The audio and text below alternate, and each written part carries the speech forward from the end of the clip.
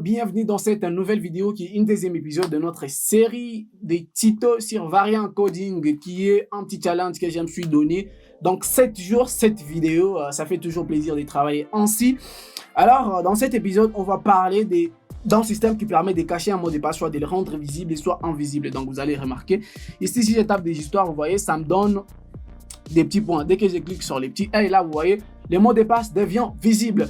Alors si c'est votre première fois que vous venez de tomber sur ma vidéo, je vous invite juste à vous abonner et activer la petite cloche de notification pour être au courant de mes nouvelles vidéos. Alors, les codes sources de cette vidéo, ça se trouve sur mon repository. À regarder en description, il y a les liens qui mènent vers mon repository. Vous allez trouver le code source de cette vidéo. Alors, si c'est déjà fait, vous êtes déjà abonné, direction mon éditeur de texte, on va voir.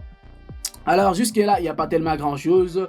Ça, c'est juste le lien avec les FontIson. Donc FontIson, c'est un paquet, ou soit ça peut être un paquet, ou soit vous pouvez travailler avec un paquet ou un fichier ou un lien CDN permettant de manipuler ou soit d'obtenir les icônes. Alors moi j'ai téléchargé le paquet FontIson, je récupère juste son CSS qui est allmin.css, et ici ça c'est juste les petits logos, notre soi-disant logo que vous voyez ici, Variant Coding, quelque chose machin là-bas. Et puis après, on a notre dossier au CSS que j'ai déjà créé, mon fichier style.sss qui est un préprocesseur SAS. J'utilise un préprocesseur SAS pour gagner un peu en temps. Et puis, il y en a notre dossier JS. Dans ce dossier, il y a notre fichier app.js qui va nous permettre de manipuler les DOM. Donc, on va commencer directement par créer le form. À l'intérieur des formes, j'ai créé la balise div qui portera la classe input. À l'intérieur de cette classe, j'ouvre la balise input. Là, vous voyez, on est dans les bons. Alors, pour faire des raccourcis, j'ai déjà installé l'extension émeute qui me permet de faire des raccourcis, comme celle que vous venez de voir à l'instant. Là, j'ajoute placeholder. Placeholder, j'écris juste taper votre mot de passe, et puis à l'intérieur ici, c'est juste ici, je fais juste container, ou soit j'écris juste icon here, comme ça. J'ai déjà copié le lien de mes icônes. Voilà, là vous voyez, j'ai le premier icône qui est là, je vais mettre ici. L'autre, on s'en servira plus tard. J'ai déjà lancé mon live server. Là, vous voyez, on a notre champ et on a notre hey. Donc, on va essayer un peu de styliser ça pour obtenir ces résultats. Désolé. Direction vers ma feuille de style. Ça, voilà. On est ici, on est dans les bons. Je supprime tout ça. Je laisse juste OK. Là, on va commencer avec notre container input. Donc faisons d'abord form with 100%, hey 80, soit 90. Et puis j'aime bien faire comme ça, display flex pour centrer tout ça. Center, align items center, comme ça. On va voir ce que ça nous donne. Voilà, on va ajouter, passons un peu à 100 pour que notre input soit dans les bons. Voilà, là on est dans les bons. On va essayer un peu de voir comment on va faire avec notre input. Là j'ai fait container input. Width, je lui passe 350. Hey, je le mets à 40 pixels. À l'intérieur, je prends juste input qui va prendre 100%. Qui va prendre hey 100%. Oui, 100% plutôt. Oui, 100%. Hey 100%. Et là, on ajoute border. Border, un pixel solide. Un pixel solide. Solid. Ok. ok, et puis on fait DDD comme ça, voilà. Voyons voir le résultat. Voilà, on va ajouter, on va le passer un peu à 400. Passons à 400 d'abord. Ok, là on est déjà dans les bons. On ajoute, ajoutons un padding dans notre input. Un padding de haut et de bas 10 pixels, de gauche et droite 30 pixels. Border radius 8 pixels. Outline, on met en non. Voilà. On va voir. Ok, là on est déjà dans les bons. Là vous voyez, on est déjà dans les bons. C'est pas mal déjà. Donc on va modifier une petite chose que j'ai oublié ici. Donc type ici, on met password. Voilà. Parce que si je tape quelque chose ici, vous voyez, ça sera comme ça. Voilà.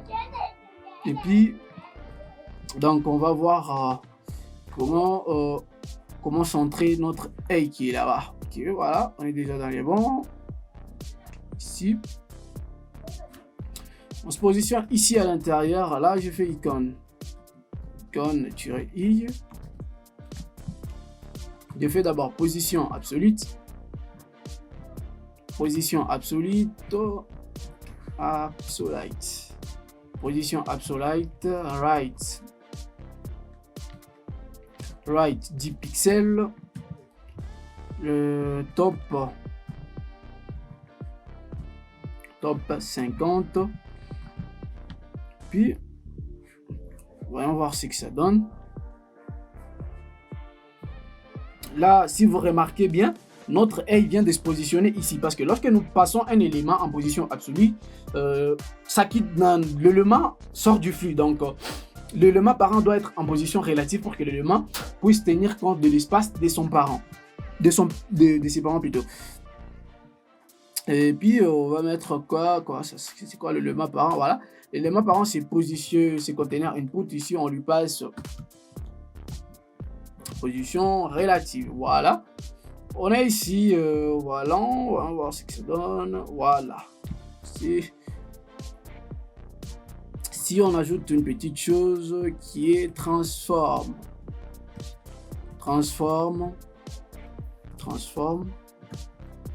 translate x moins 50 pixels pour centrer ça. On va voir ce que ça donne. Non, c'est pas x, plutôt y plutôt. Voilà, y. Voilà, on est déjà dans les bons. On va voir lorsque on survole notre. Vous voyez, si je survole ici, vous voyez, il y a les backgrounds, il y a une petite couleur qui s'ajoute, donc le fond qui s'ajoute. Donc on va voir ça. Donc ici, si je survole, rien ne se passe. En plus, on va ajouter cursor, pointeur. Curseur, on le met à pointeur. Et puis on fait ici, on a fait over, on ajoute over. Là on fait background, RGBA,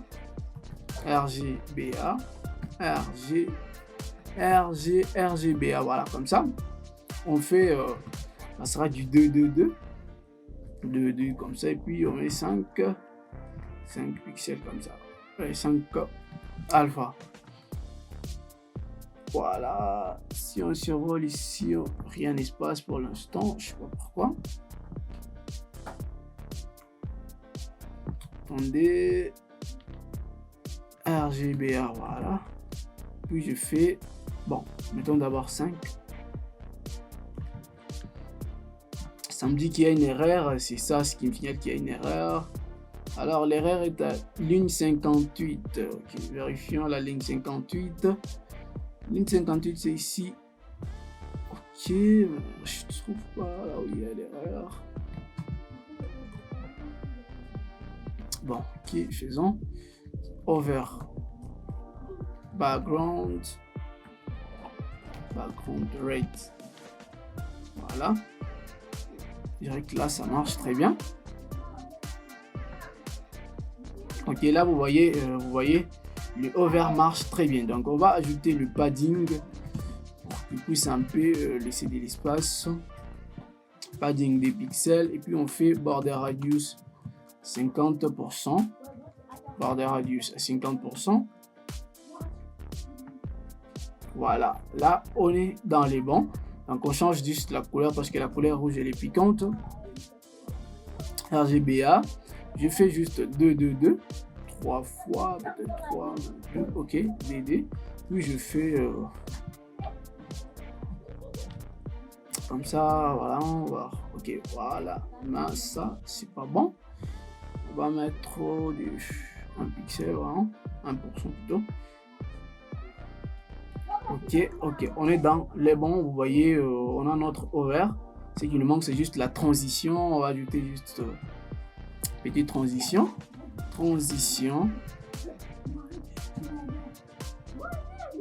Ici, transition. On ajoute transition, 3 millisecondes, easy in out. Donc, lorsque l'animation, ça garde l'animation dès l'entrée et les sorties. Donc, cette transition s'applique dès l'entrée et les sorties. Donc, si on regarde ici, attendez, vous allez remarquer, vous voyez, ici, ça fait un petit view, si vous remarquez très bien à ce niveau-là.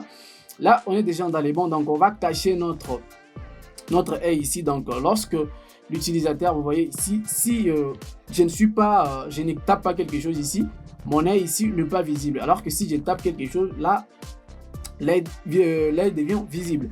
Donc, on va essayer de voir tout ça. Au départ, d'abord, nous lui passons display non. Display non. Et puis, on va ajouter une classe qui sera visible. Donc, cette classe sera ajoutée lorsque l'utilisateur va commencer à taper quelque chose dans notre formulaire. Là, on va dire que notre œil sera en display block, comme ça. Voilà. Là, vous voyez, même si j'ai tapé quelque chose ici, rien ne se passe, parce que jusque-là, on ne capte pas lorsque l'utilisateur tape quelque chose sur le formulaire. Alors, tout ça doit se faire avec du JavaScript. Donc, j'ai fait déjà comme ça. J'ouvre mon fichier JavaScript, je supprime tout ce qu'il y en avait. Là, je vais juste récupérer mon champ input ici, que je vais ajouter juste l'ID, que je vais appeler input password. Ok, j'ajoute juste l'ID comme ça. Et là, et puis je fais late. Je fais juste input, je fais document, get element. Donc pour récupérer un élément, get element by ID, je récupère juste cet élément là. Et puis je fais console log pour voir si mon élément est bien récupéré. Là, je fais juste input bon password, voilà, comme ça. J'ouvre l'inspecteur, CTRL SHIFT I pour ouvrir l'inspecteur. Ça prend un tout petit peu de temps, ça va s'ouvrir. Voilà, là mon inspecteur est là. Là, vous voyez, je viens de récupérer mon input. Mon input est bien là. Donc, on va essayer de voir tout ça lorsque l'utilisateur tape quelque chose sur les champs. Donc là, on va se positionner juste ici. On fait input password, voilà, input password. On ajoute l'écouteur d'événement qui est Advanced Listener. Lorsque l'utilisateur tape quelque chose que je vais appeler input, c'est l'événement input. Lorsque l'utilisateur tape quelque chose, là j'écris, ça prend un callback qui est une fonction, voilà. Et là, on va récupérer encore notre A ici. Donc on va récupérer juste lui, on va les récupérer à partir de sa classe vidéo. Là, je fais juste, je me positionne juste là-bas, je fais juste icône here, et voilà. Je fais document.query selector, je récupère cet élément à partir de sa classe qui est icon.here. Là, vous allez remarquer, attendez, quelque chose ici. Là, j'ai fait icon.add.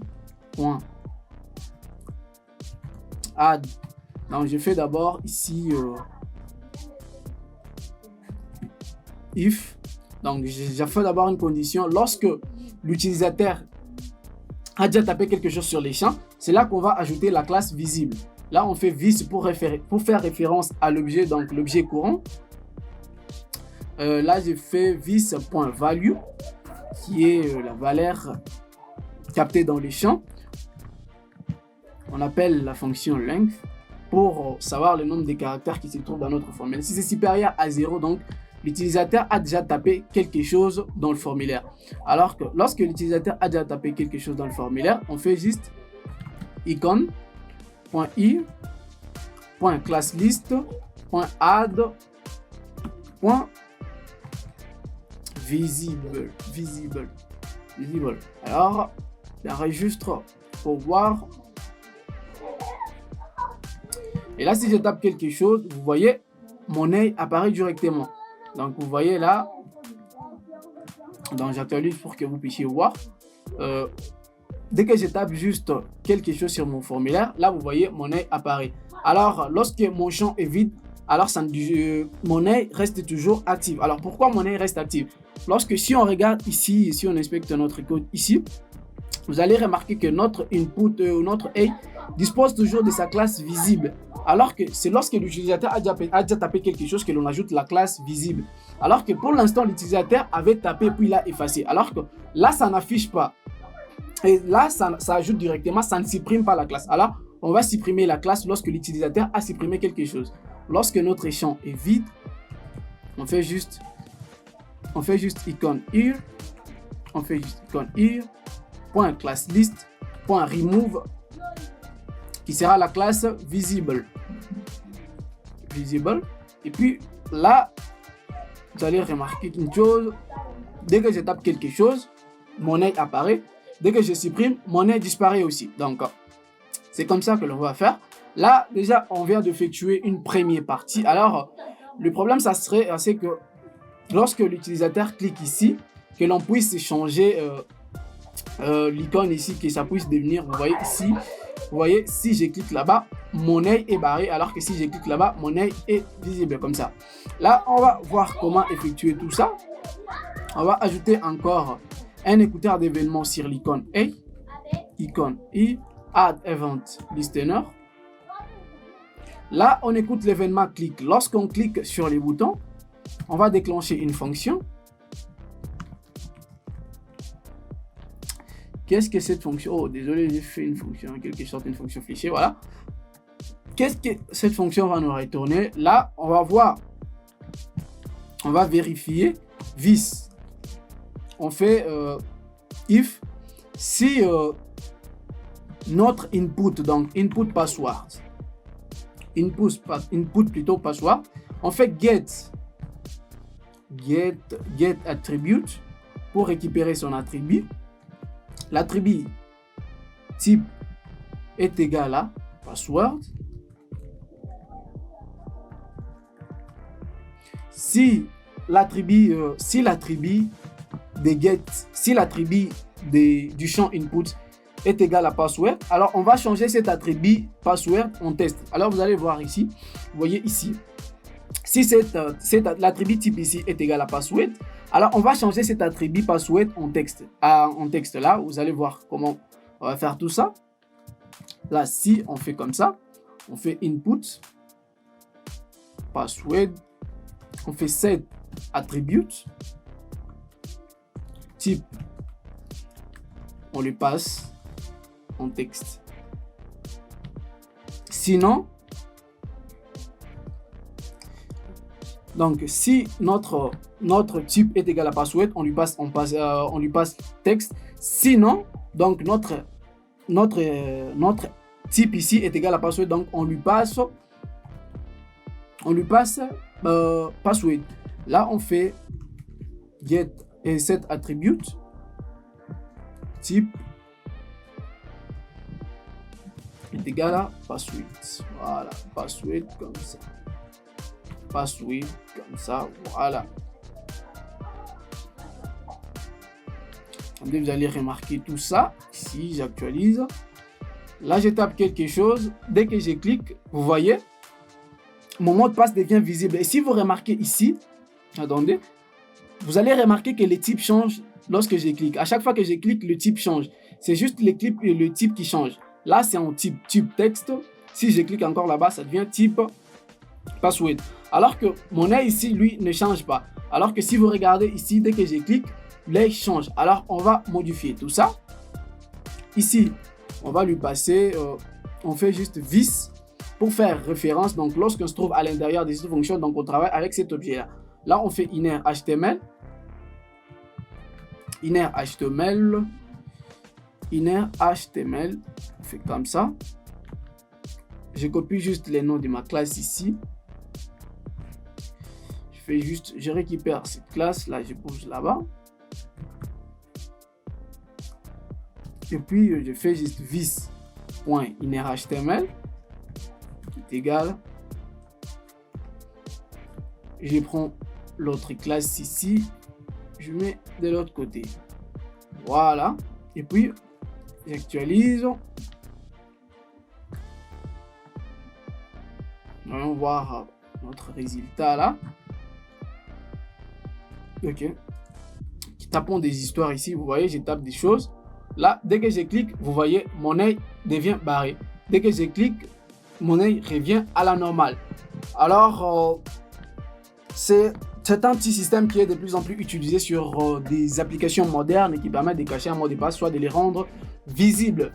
Merci d'avoir regardé la vidéo jusqu'à la fin. J'espère qu'elle vous aura plu. Si vous avez des questions ou des suggestions, n'hésitez pas à me laisser un commentaire ou aller sur mon compte Instagram ou Twitter. Je répondrai à toutes vos questions. C'était Jean-Luc Noah. Je vous dis merci et à la prochaine. Bimoule tout le monde.